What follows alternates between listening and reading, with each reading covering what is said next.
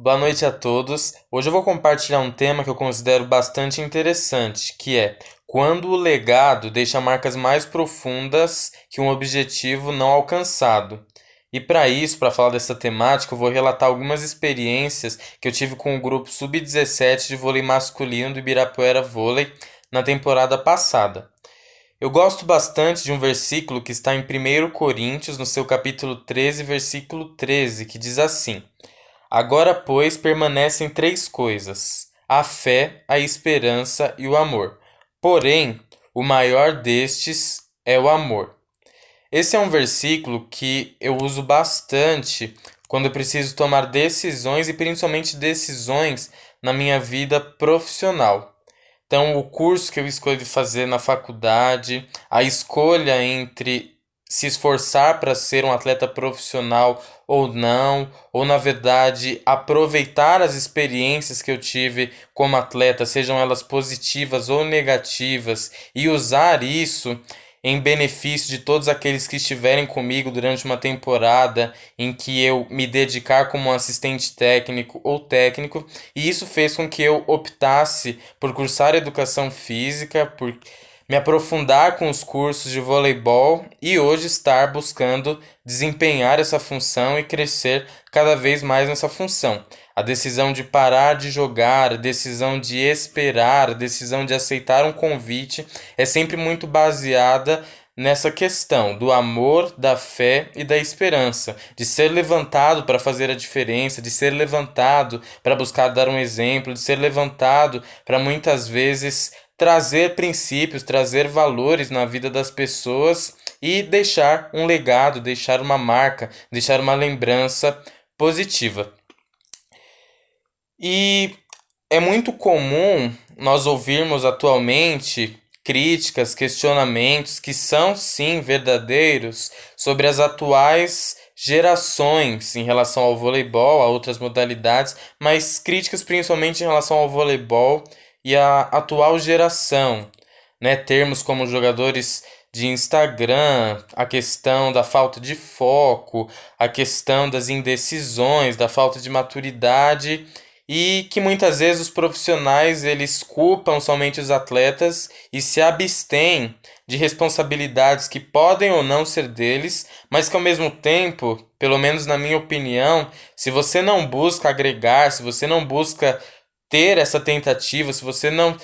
deixa com que o atleta tenha a capacidade de se questionar, de criticar os seus próprios comportamentos ou de criticar o comportamento, as situações que acontecem ao seu redor, você talvez também esteja deixando de cumprir com o seu papel, com a sua tarefa, ou de trazer uma marca que poderia ser registrada de uma melhor maneira na vida desse grupo de atletas que você está trabalhando. Então eu trouxe quatro vertentes para eu falar nesse vídeo, espero que dê tempo, porque eu converso e falo bastante,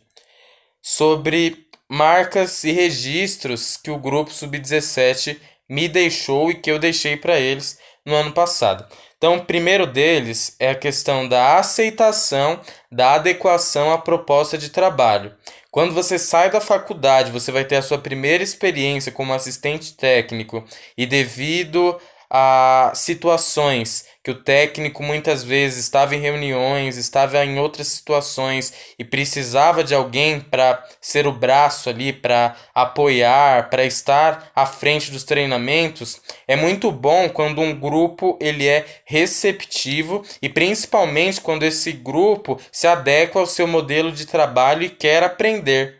Porque ali você não somente ensina, mas você também aprende muita coisa e esse processo de ensino-aprendizagem ele se torna totalmente motivador, totalmente estimulador quando ambas as partes elas estão buscando ter o mesmo objetivo, independente dele ser alcançado ou não. Mas se tratando desse grupo, era um grupo que não era muito alto, um grupo que não era muito forte e que também ao mesmo tempo não era muito habilidoso. E aí, após o primeiro jogo, em que o padrão de levantamentos, o padrão de jogo, o padrão de volume de jogo ainda não estava muito estabelecido e nós perdemos nossa estreia no tie-break e principalmente com lances de bolão para cá, bolão para lá, uma meia bola para cá, uma meia bola para lá e um bloqueio duplo o tempo inteiro para a gente enfrentar. Eu conversei com um profissional, conversei com um grupo de atletas e busquei implementar um modelo, um padrão mais rápido e um modelo de transição, que foi muito importante durante todo o ano. Se nós falarmos sobre resultados, o principal resultado ele não foi alcançado, mas a campanha foi de 28 jogos, 21 vitórias, 7 derrotas, 75% de aproveitamento. E o trabalho no geral, ele foi muito bacana e isso também se deve aos atletas se adequarem, aos atletas terem essa disposição, ter essa vontade de aprender. Claro que existem divergências, claro que existem situações que poderiam ter sido muito melhores, mas eu sou muito grato a eles por essa questão, né? Eles realmente foram incríveis nessa parte, me motivaram muito, eu também consegui motivá-los durante bastante tempo e foi uma troca de experiências muito interessante quanto à nova proposta de trabalho, principalmente se tratando de uma categoria sub-17. Mudança de posições, situações em que especialistas deixavam de ser especialistas e eram generalistas, todo mundo nos aquecimentos trabalhando todos os fundamentos, podendo levantar, podendo receber, podendo vivenciar. E isso desenvolve não somente naquele momento, mas principalmente para o futuro também. Muitos atletas que não haviam nem pisado na quadra ou que não tiveram uma responsabilidade como titulares absolutos em outras equipes, em outros momentos, ou na própria equipe do Ibirapuera, e que tiveram essa função na temporada no ano passado. Se a gente fala sobre base e a atual geração, a gente fala também sobre um perfil medíocre,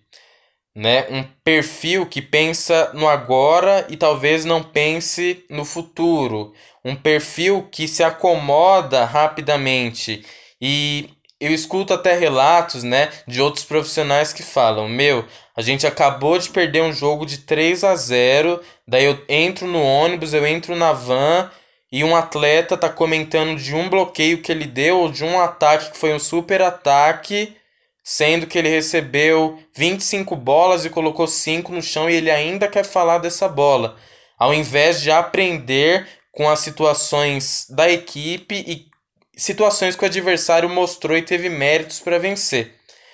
Eu acho que essa questão, ela pesou muito e ela também foi um benefício dos mais importantes em relação a esse grupo, né? Um exemplo em relação a isso foi uma partida contra um adversário que não ficou entre os 8, que nós vencemos por 3-2 fora de casa. Mas se você olhava no semblante dos atletas, principalmente, e você percebia que eles tinham aprendido. Você percebia que parecia mais que a gente tinha perdido aquele jogo porque não cumprimos com a proposta para a partida, porque faltou o básico bem feito, além, claro, dos méritos da equipe adversária, do que ser uma equipe que saiu de uma partida que era para ter os 3 pontos, teve somente 2 pontos e estava comemorando como se nada tivesse acontecido. Não, graças a Deus nesse aspecto, a questão dos feedbacks, a questão das conversas antes de treinos, depois de treinos, ela ajudou bastante, né? Tivemos muito mais dificuldades com a categoria acima, que, por exemplo, venceu 12 jogos do turno, terminou o turno invicto e voltou acomodado do período de férias, e por isso os resultados já não foram tão convincentes assim no retorno.